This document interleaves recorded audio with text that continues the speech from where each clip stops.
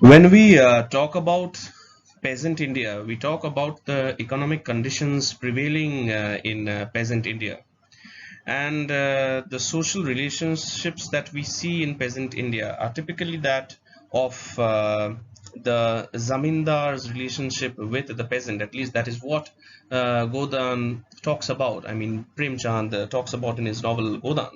Now, the question of it being a replica of socialist realism comes into the mind when this particular masterpiece is imagined to have the connotation of a desirology for a classless society.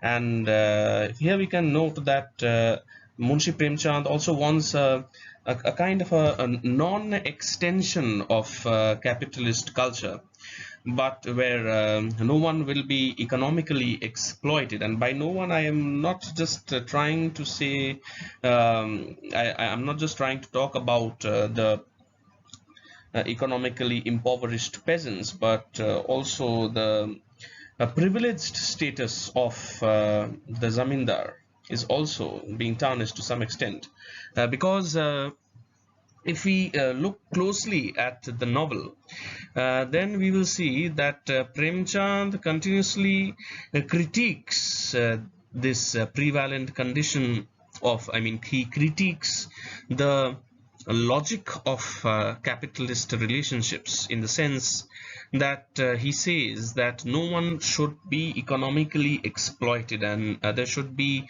no disparity between the lower and the upper status of life, and there should be equal right of all. He has shown in this novel that the poor and the powerful are both oppressed. So this is one thing which has to be reiterated, that both the poor and the powerful are to some extent restricted by their own ontological condition, because the poor are oppressed by their economic situation, while the powerful are oppressed by the worldly pressure. Now, what is the meaning of worldly pressure? Now, if poverty restricts the individual freedom of the poor, we must remember that it is social prestige and self-pride that gets in the way of the powerful. It is evident that Premchand is more sympathetic towards the poor and socially underprivileged, but he has a sharp insight into the agonies of the powerful as well as the poor. Now, in Godan, Rai Sahib, a zamindar who is thought to be happy, he is thought to be a very happy person.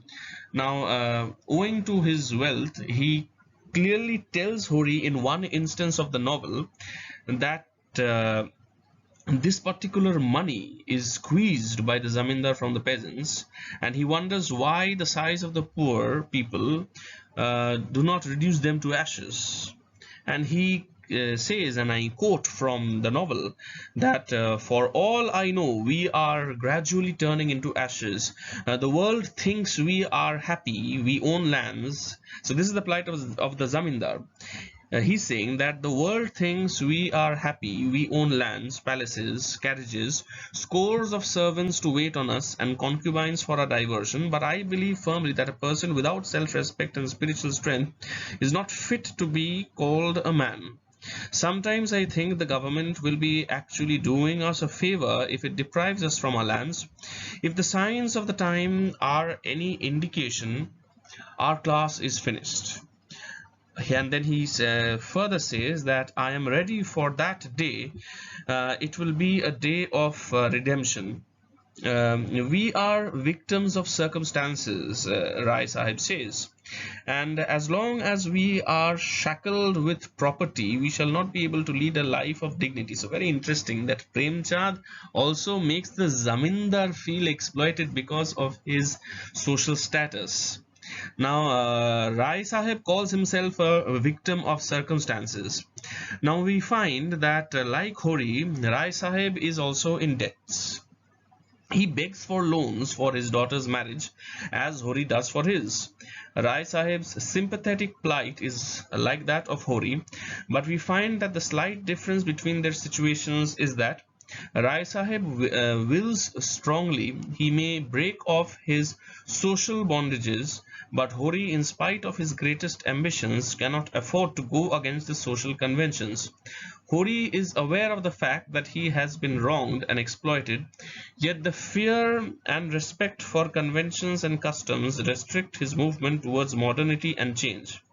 His son's name is Gobar, is a symbol of this new generation, is in favor of a radical change of society, and he appears as the representative of change in the shape of modern values. Having been born and brought up in an underprivileged economic situation, he thinks that material wealth is the key of happiness. If Hori is meek, docile, and tradition loving, Gobar is his father's antithesis. Like a veritable rebel, he represents rural youth of India. So it must be remembered that Gobar represents the rural youth of India, who in the wake of exposure threatens rotten age-old system and wants to reform it. But Hori even goes to the extent of saying that his sufferings and hardships are in fact a part of the Leela, you can say, of the Almighty. He has faith in the justice of God, so he is very God-centric, very theocentric, and as I mentioned earlier in the videos which were made, that he is a very fatalist kind of a person. And I quote him, that's not true, son. It's God who creates the high and the low.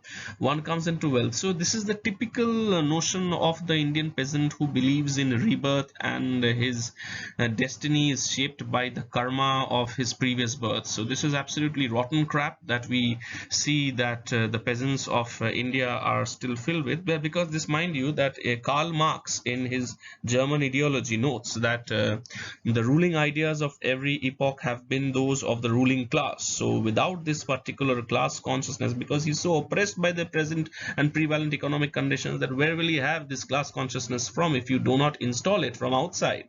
Now obviously no one has come to install this consciousness of his oppressed situation, and since there has been no education in this field, obviously Hori converts his thought processes into the typical ideas which are ruling and existing around him, and that is of this blasphemous notion of fatalism, which is absolutely you can say it's loaded with a crackpot of superstition.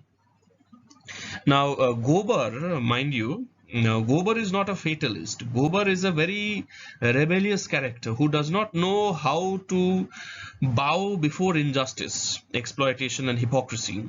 He is capable of leading the people against any oppression. So you can see that Gobar is a very a revolutionary character. But look at his name. His name is Gobar. And what does Gobar mean? Gobar means excreta, or in slang it means shit. So do not go by his name. Alright, it is the excrement which is talking back right now. Gobar is talking back.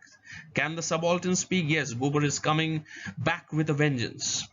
He is attracted by the glamour of city life and reaches the busy industrial city of Lucknow and joins the mill of Mr. Khanna, where he gains worldly wisdom which reshapes his entire being. He has courage to expose the villainy of the landlords, moneylenders, and priests. In fact, the concept of Hori and Gobar, you can say, are very inversely proportional to each other. He realizes that his father is incorrigible, and his sense of dharma will never allow him to raise his voice against inhumanity and exploitation. He shows that blind belief in destiny will only increase misery and problems.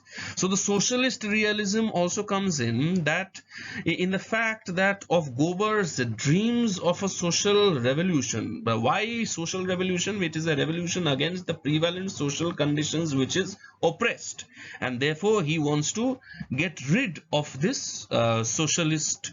Not socialist. He wants to get rid of this socially oppressed condition, and hence he wants a socialist revolution, and we can interpret it like that. He shows that blind belief in destiny will only increase misery and problems. A new orientation has to be given to age-old traditions, if not total rejection. Now he gains a new insight. He does not hesitate to accept Junia as his wife, and openly and strongly he asserts, and Premchand writes that Gobar, groping in the dark so long, realized that he had accidentally laid his hand on exactly the thing he wanted. He was ready to suffer ostracism for a sensible girl like Junia. So here he was ready to suffer estrangement, he was ready to suffer ostracism, marginalization. And Premchand continues writing in one place where he says that Datadin gnashed his teeth in dismay but couldn't do a thing about it. It must be said to Matadin's credit, though he didn't allow his religion to be defied. So in this sense, we can say that yes, the character of Gobar, through his rebellious nature, shows us a small replica of this socialist realism in Premchand's Godan.